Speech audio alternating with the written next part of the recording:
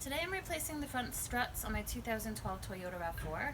I don't really like messing around with spring compressors or anything dangerous, so whenever possible I just order the whole strut assembly assembled with the coil and the bearing, so it's an easy swap out without having to compress the spring or do anything like that. First thing you want to do is jack up the vehicle and take off the front wheels. We will go from there. Pop open the hood and you can find the 3 nuts that hold the strut under the hood, up by the wipers. So these 3 nuts we're going to loosen. We're not going to totally take them out because we don't want the strut dropping out. Under this cover is the center nut that holds the strut and the coil tight. You don't ever want to take that nut loose unless you have the spring compressed with a special tool. So read any instructions that come with your parts and don't hurt yourself. All right, once you get the wheel off, you can see my strut is leaking. I've got about 70,000 miles on it. It is time to do some suspension work. To take the lower part of this guy out, we've got to get the sway bar link off and then get this line and this line out of our way. I always make sure before I get started to compare my new parts to my old parts, make sure everything is good. I have this same bracket, I've got the left strut ready to go. I don't really like taking stuff apart to realize that my parts are wrong, so a little time to double check before you get started is never a bad idea. I like to mark my lower bolts before I take them apart. I've got a little black mark here showing that this bolt is going from here to here. These 2 bolts can have a camber adjustment, so I always recommend getting an alignment done if you replace any suspension parts, especially struts where you're probably going to affect your angles. But I try to mark these so that I can at least get them as close to back in place where they were when I go back together. I also will take a picture or at least pay attention. The bolts are going in this direction and not the opposite direction. You want to put everything back how you found it.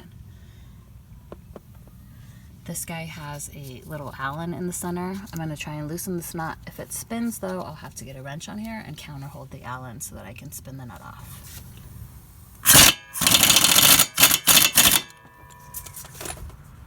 Yeah, so that guy's just spinning. I'm going to get a wrench on here. I think it's a 17 millimeter.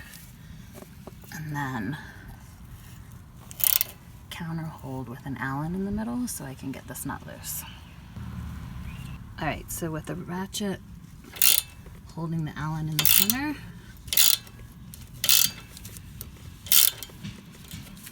I can work this nut off.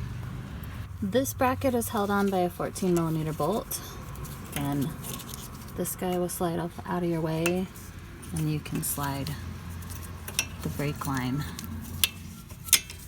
back out of your way too. There's a little clip back here too for the ABS wheel speed sensor that you can just pop loose, and you can get this wire and all of these lines out of your way so you're ready to take the strut out. You'll need a wrench to counter hold these bolts so they don't just spin when you take the nuts loose.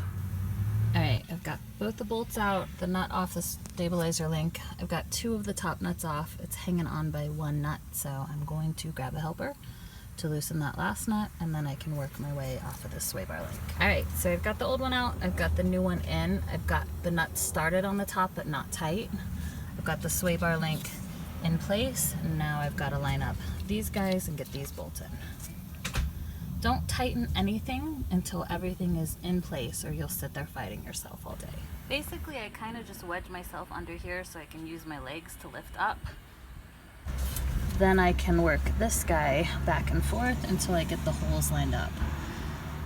It should go in pretty smoothly. You shouldn't ever take a hammer and knock these in because you could mess up your threads. Then you'll have to buy new hardware. But once you get everything lined up and the nuts in, tighten everything down and you can go do the other side.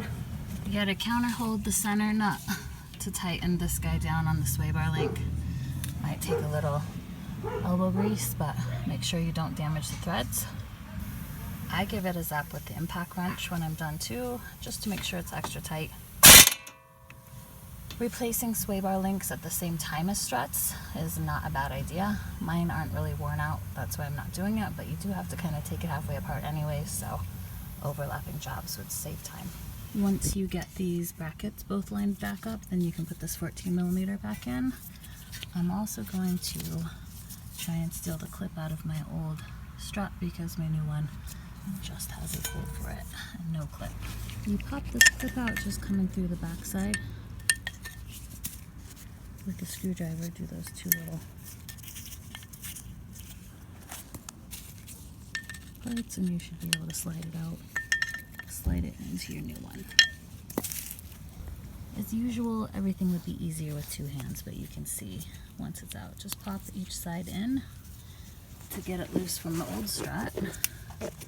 And then I should be able to just snap it into place here. And put the wire out of the way so it doesn't get caught up in the drive shaft or anything. So now everything is back the way it came apart. And I'll go up top and tighten those 3 nuts. Whenever possible, if there's new hardware, I always use it, especially these 3 nuts because they're locking. They've got the little plastic coating on the inside, so when I tighten them down, they'll lock into place and not loosen up. Alright, from the top, you can use a wrench to tighten these nuts, or a socket, depending on what you can fit. I need a deep socket because the studs poke out so far and I couldn't fit a deep socket, so I had to use a wrench on this back one, but the other two I could just use a socket and ratchet. Make sure you get everything tight without cross-threading everything, and then we will do the other side. Other side is basically the same, aside from being a mirror image, but same procedure. That's how you do your struts. Once you have everything back together, double check that you tightened everything, torque the wheels to 80 foot-pounds, test drive the vehicle, check for clunking or anything loose, and then double check the wheel lug nut torque, 80 foot-pounds, and take it to get aligned.